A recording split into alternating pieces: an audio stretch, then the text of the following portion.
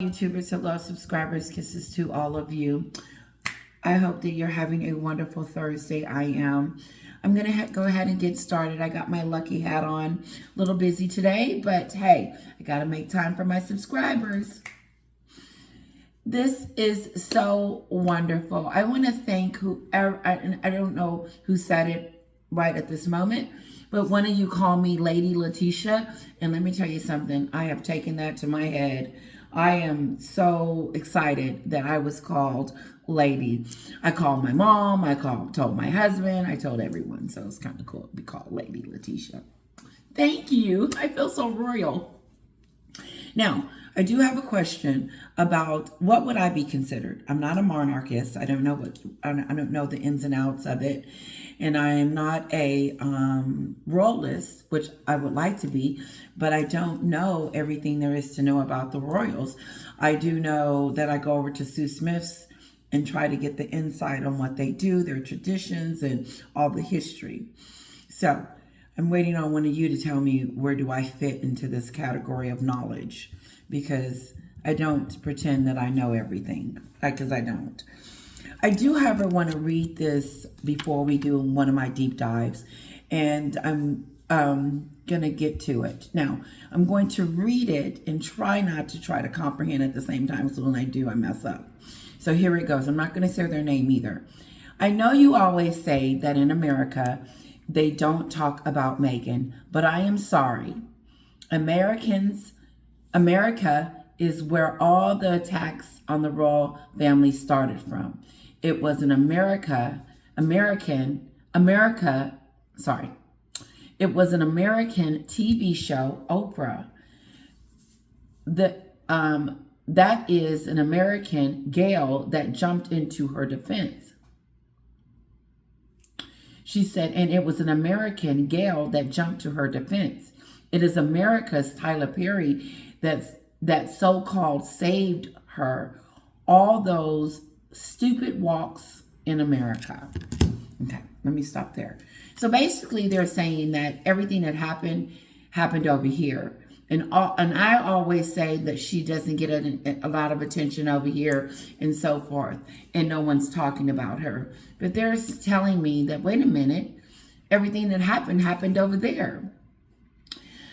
Let me explain my side of that. What I'm saying is that Meghan is only as good as her next story. Especially our attention spans over here moves on to like P. Diddy, Madonna, Britney Spears, Taylor Swift, Beyonce, Cardi B. I mean, we're on to the next thing. Especially the Black community. I can say that. I can say me as a Black person, we are moving on to the next. What's next? Because at this point, the Oprah show and her coming out saying that they were racist has been watered down to naming people and keeping it alive. And Americans, most of them, I believe, and I'm speaking for them, are sick of Meghan's shenanigans. They're sick of her pointing out who did this and who did that, but yet and still she has no accountability for her behavior. And so when I say that we don't talk about her as much over here, I stand on that because we're on to the next subject. TMZ and Page 6, which are the main two that talk about her the most, are not talking about her today. I just watched the show not too long ago, and it pretty much showed everything else. They were talking about Britney Spears. They were talking about Kanye West. They were talking about someone else that's in the news with a new drama. And Meghan's news was Monday. No one's talking about that anymore. Now, before, when we first heard that there was a racist, that planted a seed over here, and it struck up a big debate in the beginning, because we were like, oh my God, did she just say what she did? And so it lasted for weeks, if not months, of debate and nastiness and people being divided about the whole thing. Now, it happened on Monday and it's over on Monday. But it's not over on Monday in the UK. I'm going to show you, because all my videos that I deep dive are UK videos, the United Kingdom. They are not American. all the time. Now, I do have one that I really, several that I do like. And I also want to give, just really quick, the Royal Rogue his props for saying his video the other day with Lady C. And I agree with Lady C 100% that Meghan is evil and she does really nasty things. Let's continue. I am not putting all the blame in the U.S. because I don't think there's a blame. I mean, yeah, I blamed Oprah. I blamed Tyler Perry. I blame everybody that abetted and helped Meghan try to destroy the royal family. So it's not as if like, okay, I'm pointing the fingers at the UK and it's all their fault that they're talking about her. No, they have a reason to talk about her. She is affecting their balance of their royal family. And it is extremely big news. It's not big news over here because she's not affecting our livelihood, our financial situation. Meghan isn't doing nothing but doing self-inflicted wounds. But she's also affecting the monarchy from over here. She's also discouraging and disparaging them from all the way over here. So yes, we need to talk about it. And yes, the UK talks about it a lot. And I understand why. And that's where I get my content, from the UK. So moving on. I'm not putting all the blame in the US because we have people here like Tessa Iman and the reason of them. But what I am saying that the fuel comes from the US and then the UK adopts it. Okay, let's give it I agree. I strongly agree. I would have to go a little deeper for you, honey. The drama starts with Meghan, and Meghan happens to be a United States citizen, or used to be, or still is. And she is the cause, and she is an American, and this American, Jezebel, has wreaked havoc on the royal family. It is Meghan's trash-a-thon and the things that she has done that has brought a wedge between Harry and his family and his country, and then strike debates over here with us about racism and all this other stuff that Meghan is doing. And so there it is, to me. And I do agree. You have an American woman that went over to the United Kingdom, married a prince, turned his world upside down, then brought themselves over here to wreak havoc over here and there. Now, I do agree with this subscriber that it's our person. It's not Harry. And see, I didn't change the subject a little bit. It is not Harry's fault that this has happened a little bit. I blame Meghan first and then it's Harry. But I think the blame is equal in a sense because Harry allowed her to do this. Because if he had to put his foot down, she wouldn't have been able to do none of the things that she's doing. And yes, I agree with you. Unfortunately, it's Meghan's fault, an American actress, D-list actress that nobody knew, went over there, stole a prince from his house, then wreaked havoc from over here. But my point is that we don't talk about Meghan as much as the UK do. And I understand why. It's almost like the president. The royal family is like the president. They're talked about and looked upon every day. Like every day over here, they're talking about Joe Biden or something political when you turn on the news. And so we just don't talk about Meghan because Meghan doesn't hold that type of popularity or weight over here. She is not in our news. She's in entertainment news. That's a difference. She is for our entertainment use only. She is not for our government and all that other to-do stuff. Okay, I'm moving on. Let me see what else they said. And then they wanted me to know that I didn't listen to everything that Lady C had said. And pretty much according to Harry, he didn't know. He didn't know that the names were going to be in there. So, I I mean, not but that doesn't excuse him from blame. I know I just said I blame Meghan first and then Harry, but they're equally wrong. Harry is wrong for allowing his wife to attack his family and other stuff. But my point is, I mean, because I agree with 90% of what this person is saying. So let's just make that clear. I don't think that exempts Harry because he didn't know. I don't think that exempts him from blame because he didn't know that Meghan was going to do this with Obed Scobie. I don't care if he didn't know, if he wasn't aware. He should know by now that his wife is conniving, sneaky, and devilish. And if he didn't know that through when she was taking him and his family through, like, she knew that Harry knew about the paparazzi flying over and Meghan was calling in line. He knew about the 2-hour car chase that Meghan was calling in, talking about we were in a 2-hour car chase. He was in the car. He knows that that was a lie. And so my point is that Harry knows of his wife's lies. Here, point in case, she lied and said that the family was racist. And then he went on there and walked it back and said it was unconscious bias. I like how she brought up Tess. I like how because I don't know, I'm leaving them anonymous. I'm glad how they brought up Tessa and also Iman, because they are defenders of Meghan, but they're trying. I know Iman's trying to defend the black race for some odd reason, as if she needed to protect us from her information overload, convert, and all that. I'm telling you, listen, I would love to have a conversation with her. I would, because I want her to understand that I get it. I get that you have a cause for Black Lives Matter and all of this, but it has to make sense. You can't just immediately take someone's word and not even get the other side and assume. No, Iman is getting Meghan's side of the story several and over again. And Iman knows that Meghan was lying because she came out and said it herself and said that she was markled. And now she's backtracking because she wants to explain her racism information.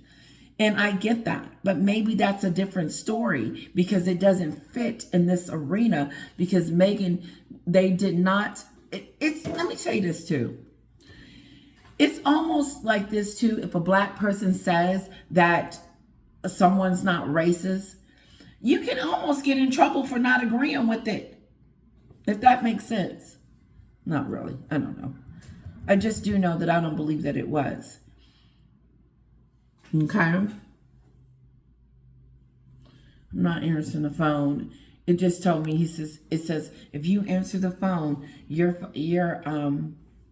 you answer the phone, then you will lose your video. We don't want to do that anyway. Thank you for your comments. I love them. I need to start doing it. Let me know if you guys want me to do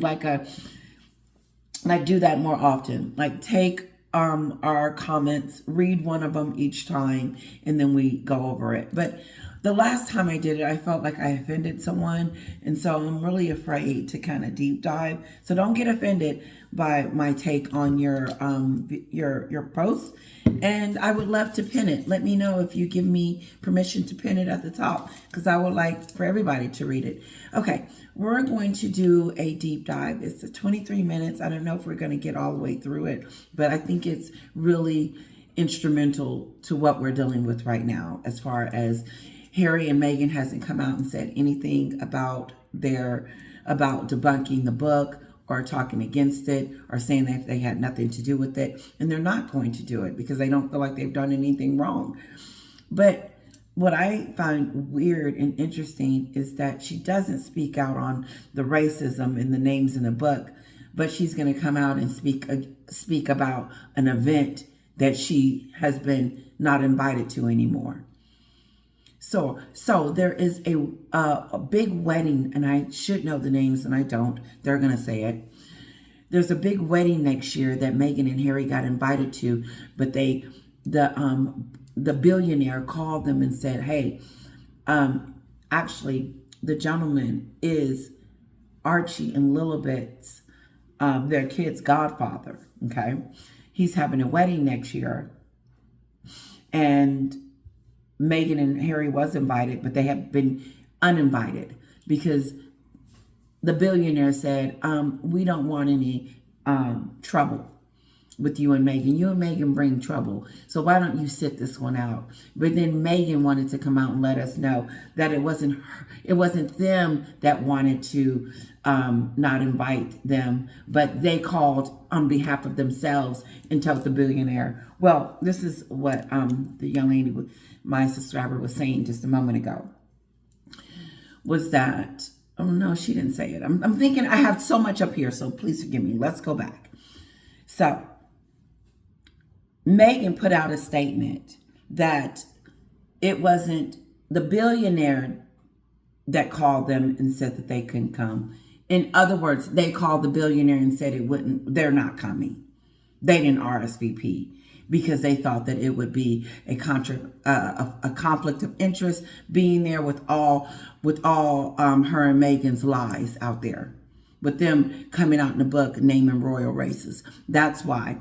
But that's not what she said. She wants us to believe that she decided on her own in goodwill and good faith that she's not going to go to the wedding because she doesn't want any friction. No, you don't want to look like you got uninvited.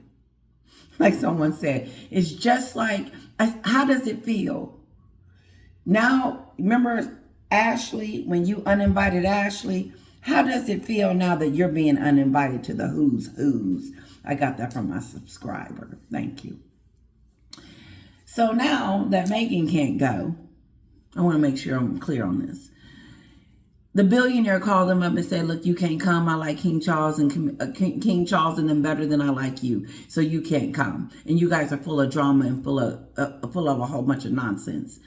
And Meghan hears this through the grapevine and puts out a statement stating that they called them up, the billionaire. Instead of the billionaire calling her up and saying that they couldn't come, she said she called them up and was not going to come because of the drama.